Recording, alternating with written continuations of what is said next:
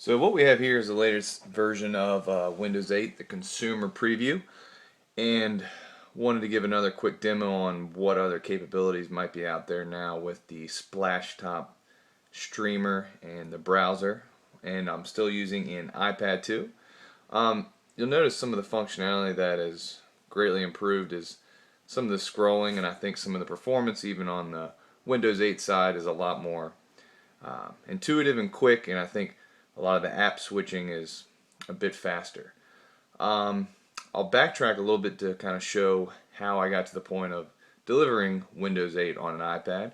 So let's first start off. First, you'll want to go out to the App Store and get Splashtop's latest app, the Splashtop Browser. There is a paid version which allows you to have unlimited access, a host of other features, but for our purposes we're just going to do kind of a proof of concept with the Splashtop Browser. Once you go out and get that, there's one now that's specifically made, I think, for Windows 8 consumer preview for the desktop side. This Windows 8 test is actually a virtual machine that I have the accompanying software installed on it, and you can go out to splashtop.com and go get it, and I'll include a link in the comments. But just to show which version I'm running, 1.6.5.2. So once you've got the Splashtop streamer installed on your local Windows 8 instance, it should appear like so. And if we click on this, during the setup it'll ask you to install or to configure some password or security code. So I'll go ahead and type what I put in.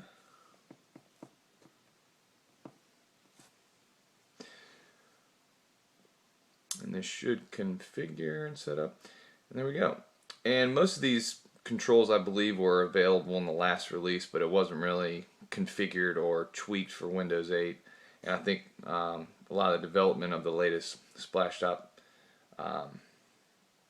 application and Windows 8 component have been definitely streamlined for that. And some of the app previews you can notice on the consumer preview are a little bit updated, a little bit better functionality. I'll just pop into a few to give you an idea.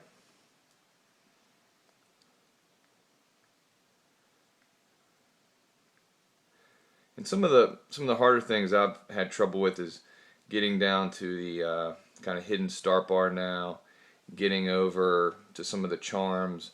Some of that stuff is a little more difficult, and I'll kind of show you what I mean here in a second. In theory, I should be able to pull up the charms, but as you can see, I'm not having much luck. So here's the limited view of what Bing Finance has. I haven't gone in too deep, but for any of you financial or business affluent folks, this is probably a nice application for you.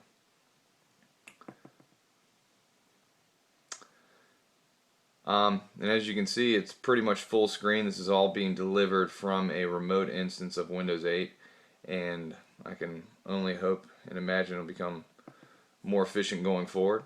So I'll try to spend a little more time digging into a few other apps, but this is just a quick overview of what Windows 8 can do on an iPad. Thank you.